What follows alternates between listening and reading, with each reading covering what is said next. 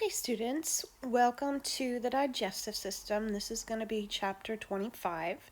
So we're jumping ahead a few chapters here, and it might not make sense to cover the digestive system immediately after the nervous system, but in fact, there's a really neat connection between the two, and that's called the gut-brain axis. And so in this picture, what you can see are three hypotheses regarding how the digestive system, or the gut, communicates with the brain and vice versa. So there are these communication pathways between the brain and the digestive system. One of the important factors here are the microorganisms that grow inside the digestive system or inside the gut. We know for sure that some microorganisms will produce neurotransmitters. Neurotransmitters, remember, are those molecules that neurons use to communicate with other cells. So some of the microorganisms in our gut have the ability to produce neurotransmitters.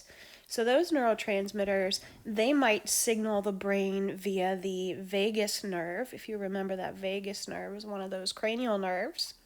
That vagus nerve innervates almost the entire gut. I'll show you a picture of it in a second. So you've got this two-way line of communication back and forth between the gut and the brain. Another hypothesis is that gut microorganisms stimulate some of the immune cells to produce molecules called cytokines. These cytokines could travel to the brain via blood vessels, and then cause communication between the gut and the brain. And also, we think that some of those microorganisms also produce metabolites or metabolic waste products, and that these metabolic waste products make their way to the brain via blood vessels, or they can stimulate some of those gut epithelial cells to produce neurotransmitters that activate the vagus nerve.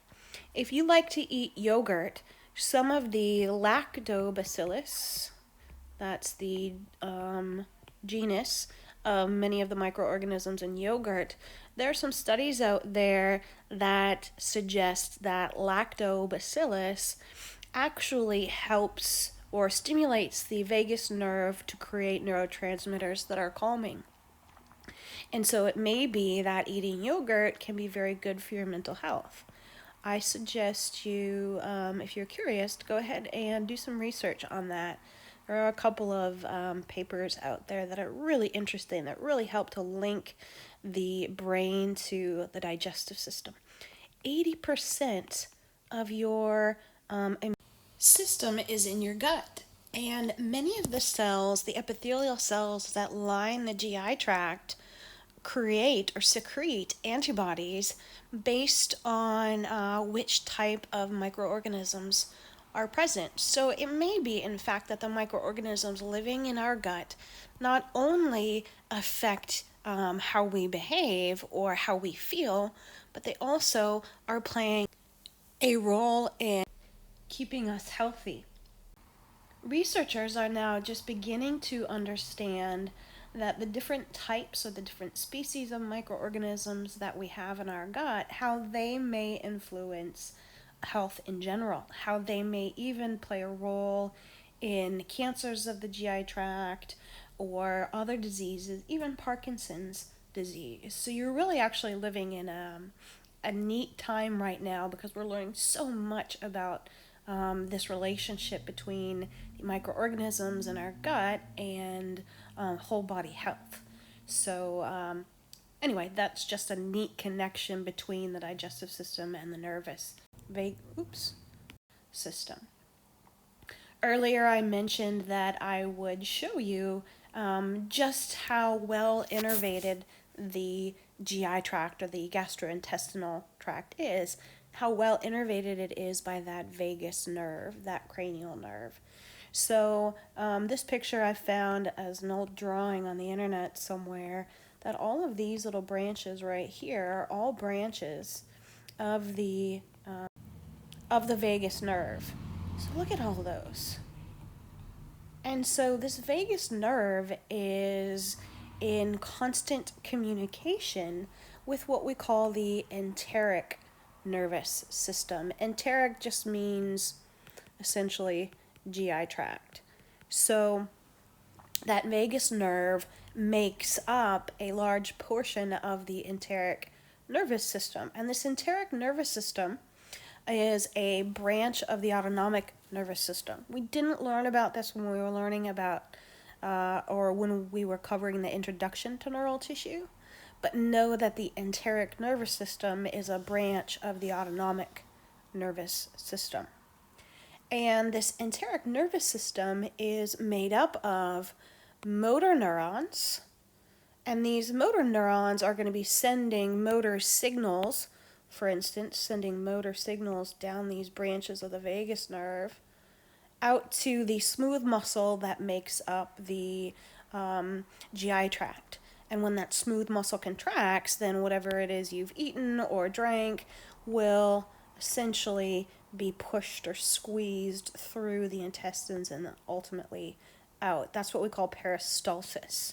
I'll cover that in a different lecture. But the motor neurons of the enteric nervous system are going to control peristalsis, or pushing of gut contents through the GI tract. And then there are also going to be sensory neurons making up the enteric nervous system that are sending sensory information from any number of places in the GI tract back to the brain. So that GI tract then is communicating with the brain. And it's communicating with the brain regarding conditions inside of the GI tract.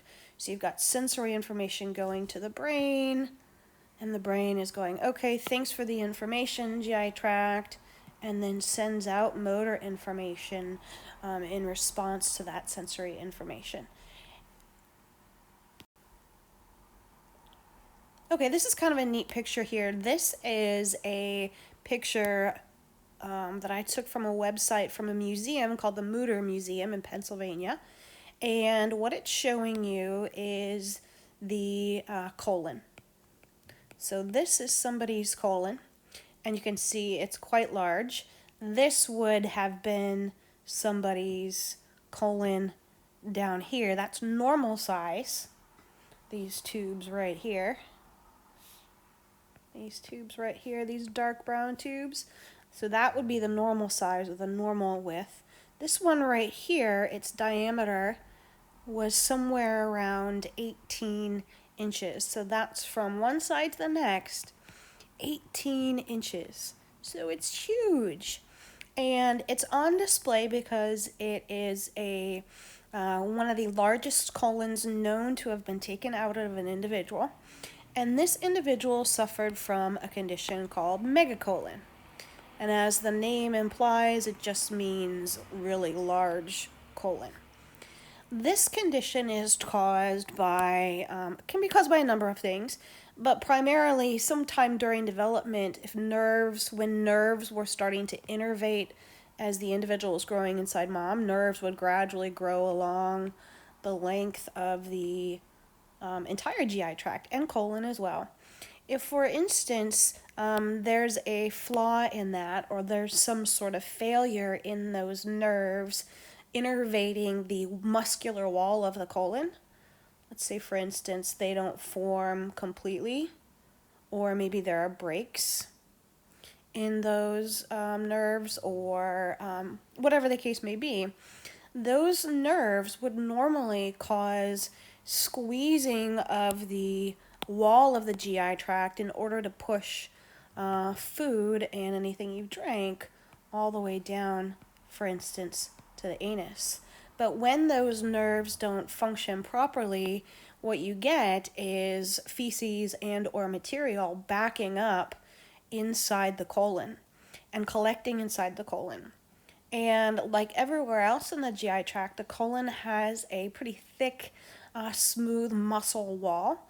And that smooth muscle wall expands and expands and expands, so the colon gets larger and larger as more waste products are stored. And eventually what happens is you get this thin-walled colon that you see here that's expanded as a result of waste products backing up. And so if you happen, at least temporarily, with the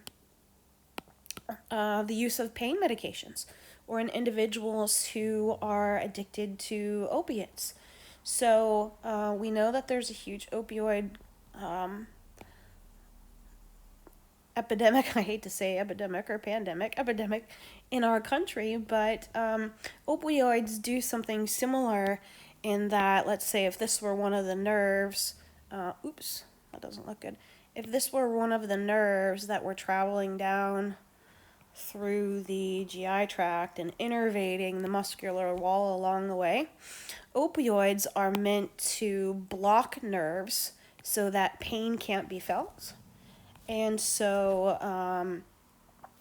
that helps the individual. But when those nerves, sensory nerves, are blocked, the motor nerves are blocked as well. And so it makes it really difficult for that smooth muscle to contract and expel feces. So often individuals will become very constipated, especially in high doses of, at this picture right here, the belly of this individual has been greatly distended, likely because their colon is so large as a result of those, perhaps some of the branches of the nerves of the enteric nervous system not innervating completely that muscular wall, but also opioids. Okay, so just as we always do, let's go over some of the functions of the digestive system, kind of one by one. It would be pretty simple for you guys to read this, but I'm going to go over each part. I'll read it to you and I'll add some dialogue as well. But one of the main functions of the digestive system is for you to be able to break down food into an absorbable form. Think about it. Whatever it is you ate, or the last bite of salad or chicken or steak or fruit, whatever it is, that's a large piece of food, right? And the molecules inside of that food, inside the food, are meant to be sent to individual cells. All the trillions of cells that make up your body need nutrients. And the nutrients come from the large pieces of food that you put in your mouth. So along the way from mouth to anus, that food gets broken down and its individual molecules make their way into the blood vessels. So there are a number of processes that need to occur along the way to break down that food and eventually get it into an absorbable form. Once in an absorbable form, those molecules, those nutrients, they get absorbed through the wall of the digestive tract, or the digestive system, or the gastrointestinal tract, however you'd like to call it. Those molecules get absorbed through the wall and then make their way into blood vessels. And from there, the heart pumps that blood all around the body, and in that blood are the nutrients that you've consumed. And those nutrients, of course, are used for energy, growth, repair, and a number of other processes. So that's the main idea. We've got to break down food into an absorbable form, and that those nutrients then make their way to the trillions of cells that make up your body. Along the way, along the digestive tract or along the digestive system, there are going to be different structures doing different things. So just kind of in general, we can break up the digestive system into two main parts, where there is what we call the gastrointestinal tract, which I will abbreviate as GIT. So that is essentially the tube within your body that goes from mouth to anus. So it's this continuous passageway that is carrying food from the time it enters the body until the time it leaves. So in order, it would be, you could just draw a line here. I'll just do it in a different color. Mouth, through the pharynx, down through the esophagus, down into the stomach. And then from the stomach it goes to the small intestines, then the large intestines, then the rectum, and then out the anus. So that is the entire GI tract, your entire inner body tube that has an entrance and an exit. But along the way, there are accessory organs. These organs do not have food or drink passing through them. They're solid structures that are going to participate in digestive processes.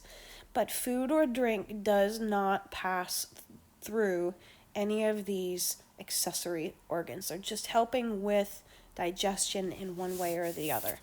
So the teeth are an accessory organ of the digestive system. The tongue, right? The salivary glands, they help you to chemically break down food. The liver does a number of functions we'll talk about. The gallbladder, the pancreas. These are all solid organs that are participating in digestion but do not have food or drink passing through them. So here's a nice picture from your book that shows you all of the structures of the digestive system. So here's that tube from mouth, pharynx, esophagus, and then food enters the stomach and leaves out the stomach through a section of the small intestines, continues on through the small intestines. I'll lose track here, this is kind of like a maze. But that food then makes its way to the colon, travels up the colon, across the colon, down the colon, into the rectum, and then ultimately out the anus. So from mouth to anus, that is your gastrointestinal tract. Sorry about the dog barking. My neighbor seems to think it's really funny that every time he walks by, he knocks on my door just to make my dog bark. So I apologize. So that would be the GI tract from mouth to anus, but you can also see some of the accessory structures along the way, or the accessory organs. So you've got like salivary glands, here's the liver, underneath the liver, that little green structure right there is the gallbladder, you've got the pancreas, and they're not showing you teeth, but obviously teeth would be in the mouth. So it's just, this picture is just a good way to represent all of the structures of the GI tract. This next picture right here is a really good tool to study from. You might want to make note cards for this, just reminding you of all the functions of the different structures of the digestive system. But I won't lecture on this. Move on to learning a little bit more about the process of digestion. What are the things that happen as you're breaking down food into an absorbable form? What are the things that have to happen? Well, first of all, as you know, we have to take the food in. We've got to ingest the food. And these processes I'm going to go through don't all necessarily occur in order. So it's not like ingestion occurs first and then movement and then secretion and then all these other things. Each one of these processes may occur in multiple areas along the GI tract. So I just want to make that clear. So back to the first point. The food needs to be ingested. Another process of digestion is moving that food along the GI gastrointestinal tract. So there are a couple ways that this occurs. We can do it voluntarily. So when we ingest that food, we swallow it voluntarily. But after it gets to a certain point, right about mid-esophagus, the food then moves along the remainder of the GI tract involuntarily. You don't have to think about moving that food down to the stomach and into the small intestines. It happens involuntarily using smooth muscle. And that's this process called peristalsis. We will get back to that again. I'll tell you how it works. But for now, just know the movement of materials along the GI tract using smooth muscle is called peristalsis. So movement of material along the GI tract can be voluntary or involuntary. And then if we go to number 3, secretion can occur in a number of places along the GI tract. So enzymes in the mouth, for instance, you may have learned about in your Gen Bio classes an enzyme called amylase. Salivary amylase is secreted by the salivary glands in the mouth, and that helps us break down carbohydrates. If you've ever chewed a piece of gum for a really long time, what will happen is that gum starts to just kind of disintegrate and get just starts to fall apart. That's salivary amylase working on the carbohydrates that make up your gum. So secretion can start as early as the mouth. There are enzymes in the stomach and acids in the stomach that are going to help you digest food. There are buffers that are secreted by the pancreas and the stomach that are going to help with digestion. There's mucus that's secreted along the way to ensure that the tube that is your GI tract is nice and smooth.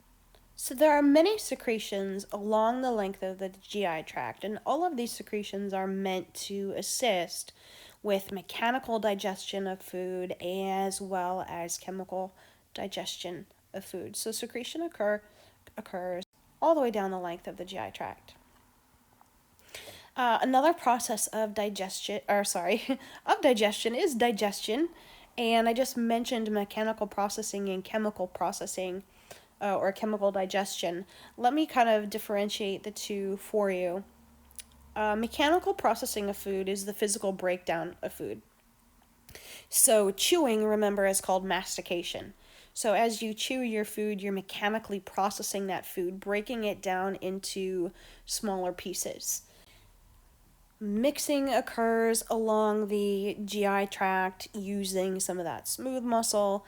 Segmentation would be the use of smooth muscle to break up not necessarily food, but already digested material, breaks that digested material into smaller pieces. Chemical digestion, on the other hand, then refers to the chemical breakdown of food. So the disassembling of molecules. So you could be disassembling long polymers, carbohydrates, or peptides that are the polymers of proteins, or any number of organic molecules are being broken down into their component parts or their smaller pieces. And that requires enzymes. So enzymes are largely responsible for that chemical digestion.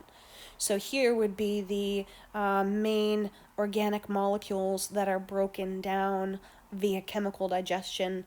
Like I mentioned earlier, there would be carbohydrates are broken down into disaccharides and monosaccharides. Proteins are broken down into polypeptides and amino acids. Fats or lipids are broken down into fatty acids and monoglycerides. Another function or process of digestion is absorption. So now that molecules have been now that food has been mechanically broken down and that food has been chemically digested via enzymes into smaller components, into smaller molecules, now those molecules are ready to be absorbed through the wall of the GI tract. So we're going to move nutrients from the GI tract into the small blood vessels, the capillaries that vascularize the GI tract. So things that are able to move through the wall of the GI tract and into blood capillaries are going to be the smallest components of those organic molecules that I just mentioned. So monosaccharides. An example of a monosaccharide would be like glucose. Fructose is another. Those are monosaccharides, they're sugars. Amino acids. So those are the building blocks of proteins. Those are the monomers of proteins. Amino acids now have the ability to be absorbed into the blood capillaries or the blood vessels and be transported anywhere in the body. Water is absorbed, vitamins are absorbed, minerals are absorbed, and the lymphatic capillaries, they're what take up the monomers of, or not monomers, the molecules of fatty acids. So the blood vessels, these guys right here, oops, the blood vessels are able to absorb monosaccharides, amino acids, water, vitamins, and minerals. But fatty acids, which are components of fats, they don't go right into blood vessels. They instead get absorbed by other vessels called lymphatic vessels or lymphatic capillaries. They're part of the immune system, the lymphatic system. So sugars and proteins and water and vitamins and minerals, they all go into the blood capillaries. Fatty acids have to take a different route. I'll show you some of the lymphatic capillaries when we get to that point in the lecture. And then lastly is excretion. Not everything that we ingest and attempts to break down can be absorbed through the wall of the digestive tract.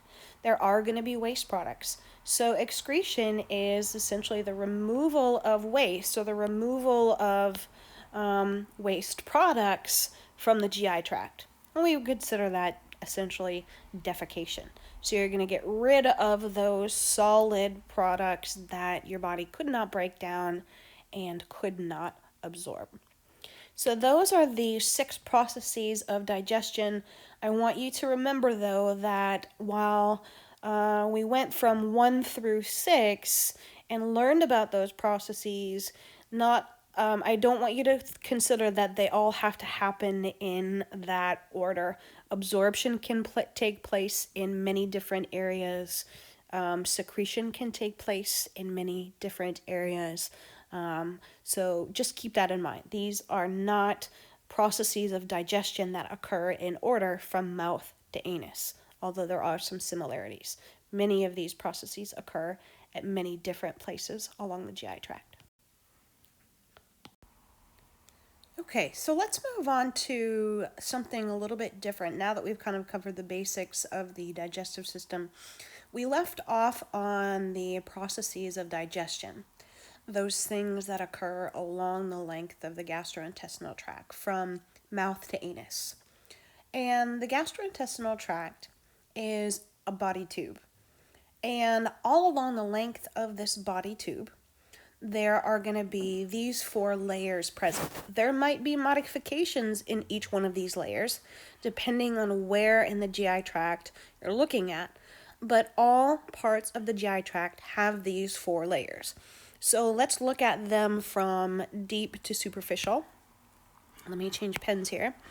The deepest layer that lines the lumen, I don't know if we've had a chance to talk about that. Lumen means passageway.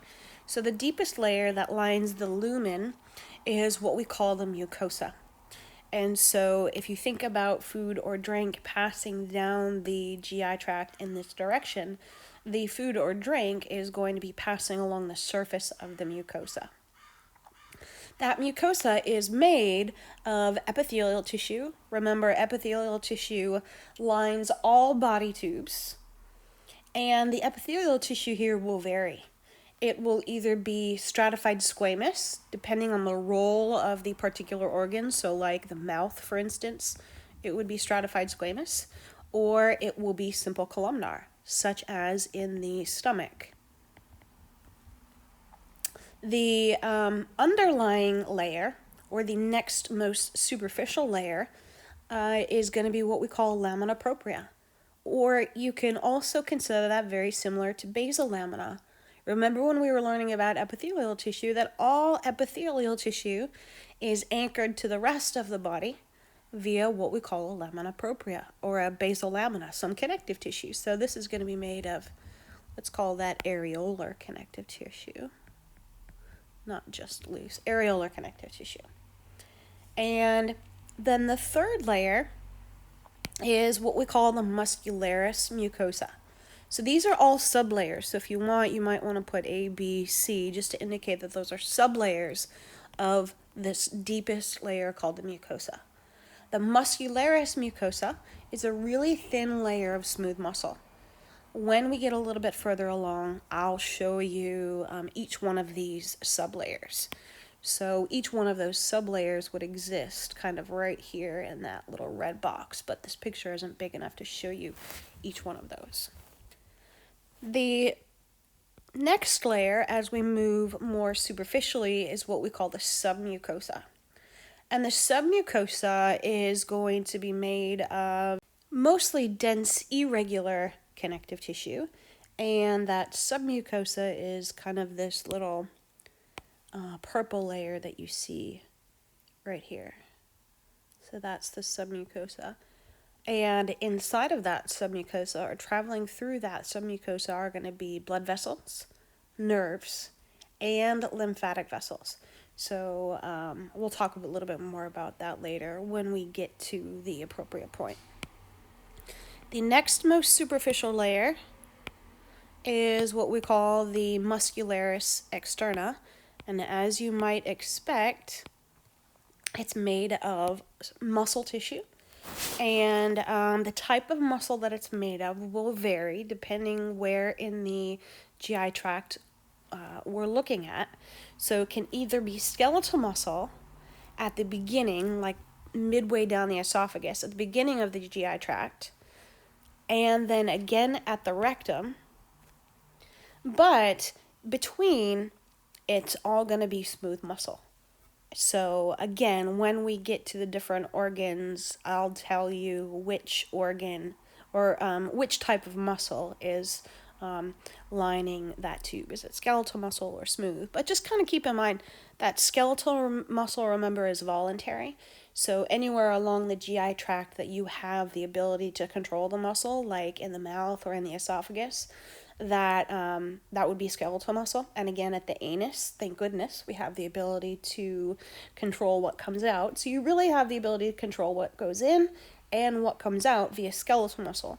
Everything in between then is made of smooth muscle. That's involuntary. You don't have the ability to control that. And lastly, the superficial most layer is a serous membrane. So sometimes it's referred to as serosa. But a more appropriate term for it, and this is spelled wrong, let me add that C. A more appropriate term is what we call visceral peritoneum. So this outermost layer here that you see, just kind of almost in that light pink shade, that is the visceral peritoneum. So all along the length of the GI tract, you've got from deep to superficial, mucosa, submucosa, muscularis externa, and visceral peritoneum. There are going to be modifications to each one of these layers depending on which region of the GI tract we're looking at. This is just a general overview of the different layers that make up the GI tract. And in fact, we're going to see something really similar, very similar arrangement now from here through the rest of the semester, through the remainder of the internal organs. All of the internal organs that are made up of passageways or hollow body tubes are going to have a very similar arrangement to this, where they're going to have an inner mucosa, some sort of epithelial tissue lining, and anchoring that epithelial tissue to the rest of the body will be a submucosa. There's probably going to be a layer of muscle in almost every other body tube we look at that helps push things from one area to the next. And in almost every other body tube, you'll also find a thin layer surrounding the outermost part of it. It may be a serous membrane, it may be connective tissue. So this is a pattern that we'll see all the way through now when we're looking at organ systems that are made of body tubes. So keep that in mind. So now what we're going to do, students, is essentially take a trip through the GI tract from mouth to anus, looking at structures and looking at functions. So we'll first start with the oral cavity, or what you would call the mouth. And we can break up the oral cavity into what we call the vestibule and the oral cavity proper. So let me use some highlighters here. So the vestibule would be this area right here between your lips and your teeth. So I know it doesn't really seem like that would be a different part of your mouth, but that area between lips and teeth definitely is. That's called the vestibule.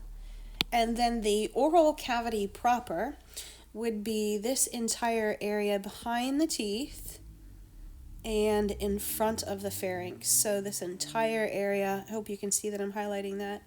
That's what we call oral cavity proper. That oral cavity proper has what we call a hard palate and a soft palate. And kind of as the name implies, the hard palate is made up of the bones of the maxillae. So that's why it's called the hard palate. And then posterior to that would be a soft tissue structure that we call the soft palate. So that makes up the roof of your mouth. The floor of the oral cavity is comprised mostly of your tongue. So your tongue is this entire structure right here. The mucosa, or the inner lining of the mouth, is all stratified squamous epithelial tissue. It's non-keratinized, so it's not the waxy stratified squamous like you find on the surface of your skin. It's a wet stratified squamous, or a non-keratinized stratified squamous. And if you recall, the function of stratified squamous, one of its functions is protection. So stratified squamous is going to have multiple layers of cells, right, that act as a protective layer.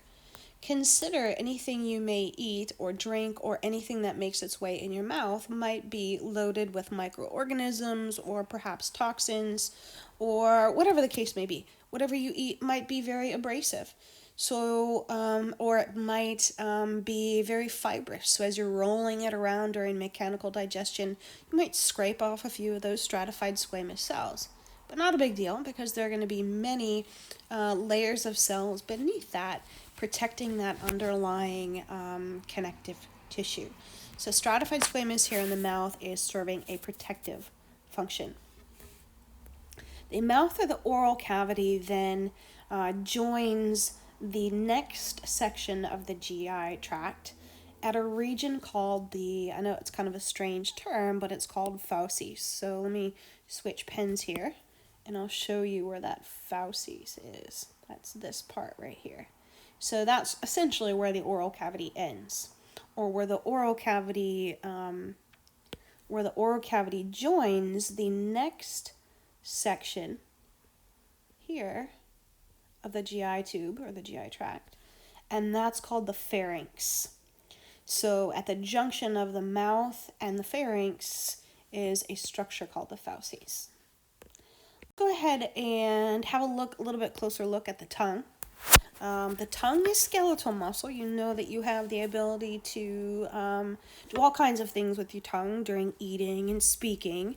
So we know that that's skeletal muscle. But overlying the top of that skeletal muscle is stratified squamous, again, serving a protective function. The tongue is operated by both what we call intrinsic and extrinsic muscles. The skeletal muscle that is actually found in the tongue, so you can think of intrinsic meaning as like in the tongue, that is, that's the intrinsic muscle. Extrinsic muscles that operate the tongue are muscles that are not directly connected to the tongue muscles itself. These muscles are anchored to bone somewhere and then exert a pull or a tension on surrounding structures of the tongue, and those surrounding structures then move the tongue. On the surface of the tongue, there are what we call papillae. You might to them as sensory receptors on the surface of the tongue. I'd stay away from using the term taste bud, though, because your authors utilize that term just referring to these papillae back here. So on the surface of the tongue are these sensory receptors called papillae, and these papillae essentially are folds in the mucosa. And we think that these folds in the mucosa help to increase the surface area of the tongue, which increases our ability to stimulate those sensory receptors and send information to the brain about what it is we're tasting. So there are what we call filiform papillae, fungiform papillae, and the circumvallate papillae. And you can see the filiform papillae down here have a very different shape than the fungiform. Fungiform or fungiform means fungus, like mushroom. There are other papillae called foliate papillae, and then there are the vallate or circumvallate papillae that you can see here. So you can see these close-up views of these sensory receptors on the tongue. There are folds in the mucosa. The mucosa of the tongue is primarily made of stratified squamous epithelial tissue. Okay, so we can move on to other areas of the oral cavity now that are secreting secretions. So these are accessory structures of the mouth. They are not part of the tube itself. Remember, these are accessory structures. So salivary glands. Here would be what we call the parotid gland. Right here, and then you can see its duct that's going to carry its secretions to the inside of the mouth. There is what we call the sublingual gland right here, and it has many ducts actually secreting its secretions below the tongue. That's why we call it the sublingual gland. And then here's also the submandibular gland, and its duct that leads to underneath the tongue as well. So the types of secretions could be things like saliva, could be enzymes. One of the major enzymes produced is what we call salivary amylase that helps us to break down carbohydrates. And let me tell you a little bit about why we have that. Most of us modern humans don't keep food in our mouths for a very long time. We chew it and it's swallowed. So these enzymes released by the salivary glands, this enzyme salivary amylase, like I said, breaks down carbohydrates. Think about somewhere in our evolutionary past, maybe 200,000, 300,000 years ago, where the foods we ate were very different than they are now. The fruits and vegetables were very, very fibrous and very difficult to digest, so there needed to be some pre-digestion occurring in the mouth. So early humans may have taken in those fruits and vegetables or ingested those and kept them in their mouths and masticated them, chewed them, and allowed those enzymes to work on those foods prior to swallowing them. So I gave you the example earlier, if you chew on gum long enough, it just kind of disintegrates. That would be a really good example of salivary amylase at work. Moving on to the other accessory structures of the mouth, here are the teeth. You don't need to know the different parts of the teeth if you're going on to dental school. You can learn that there, or you might even be taught about the anatomy of a tooth in your nursing classes. Let's just go over sort of the basics here. That teeth are obviously involved in chewing or mastication. You get two sets. Your teeth that come in when you're very young and then eventually fall out. And then the teeth that grow in after the young teeth fall out, or the deciduous teeth fall out, are your permanent teeth. In the adult mouth, there are going to be 4 types of teeth, and I'll kind of just go ahead and highlight these for you. There are going to be the incisors, and that would be these 4 right here. So you've got 2 central incisors and a lateral incisor on either side. And then there are the cuspids, also known as the canines. Those would be here. The bicuspids would be also known as what we call the premolars. So those would be these teeth here. You got first and second premolars. And then posterior to those are what you call your molars. Just in general, consider the difference in shape between these teeth. The central incisors and the lateral incisors, they're meant to incise. What does that mean? That means to cut. Then you've got canines that are responsible for gripping and tearing. And then the premolars and molars are, if you just look at their shape, they're really good at grinding food. So even in the teeth, the shape of the teeth, we see that their shape is directly related to their function, or their structure is definitely directly related to their function. And the last thing I'll cover in this part of the lecture is the space where food and air share a common passageway, and that's called the pharynx. So this would be the next part along the way, or the next section of the tube that we know is the GI tract. We just covered the mouth, right? That was the first part. And the pharynx is this entire structure that you see here. So that food that you've ingested is going to make its way down into that pharynx. That pharynx is a shared tube between the digestive system and the respiratory system. Here's the nasal cavity. Right here, let me get rid of that. Here's the nasal cavity. Here would be a nostril. And when you take a breath in through your nose, air is going to pass into the upper part of that pharynx. So food goes in through the mouth, air goes in through the nose, but ultimately those two things are going to meet here in the pharynx. So it's a common passageway for air and for food.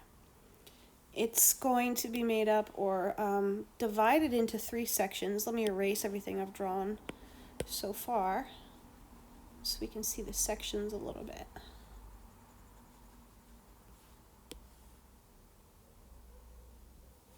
We'll do it in a highlighter. So the first section of the pharynx is what we call the nasopharynx. And so that's a section of the pharynx that's right behind the nasal cavity. So what I'm highlighting here in green, that's the nasopharynx. And the next section is what's called the oropharynx, and that is the section immediately posterior to the mouth. So that's what I am highlighting here in blue. And then the next section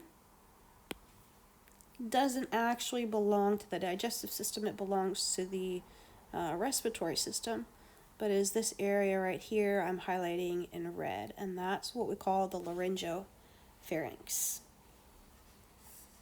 So both the oropharynx and the laryngopharynx are lined with stratified squamous epithelial tissue, and remember that stratified squamous is meant for protection. The nasopharynx up here in green is lined with pseudostratified ciliated columnar epithelial tissue, meant for protection because it's very thick, but also pseudostratified ciliated columnar has mucus-producing cells between the epithelial cells that secrete mucus. That mucus traps debris and or pathogens and allows that mucus to carry out the debris or pathogens.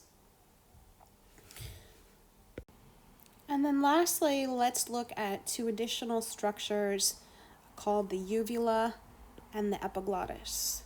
The uvula is this part of the soft palate that kind of hangs down in the back, and the epiglottis is this flappy white structure that you see here. Both of those structures are meant to protect your airways when you swallow. Swallowing is also called deglutition. So when you swallow, your tongue actually pushes up towards the roof of your mouth and at the same time propels food backwards. And we want to make sure that that food makes its way down the esophagus and not down the trachea, not down the, what you might call the windpipe. So when the tongue pushes the food up against the roof of the mouth, that propels the food posteriorly, like this. And at the same time, the uvula gets pushed upwards to essentially seal off this part of the nasopharynx so food can't go up into the nose. And the same is true for when you swallow with what happens with the epiglottis.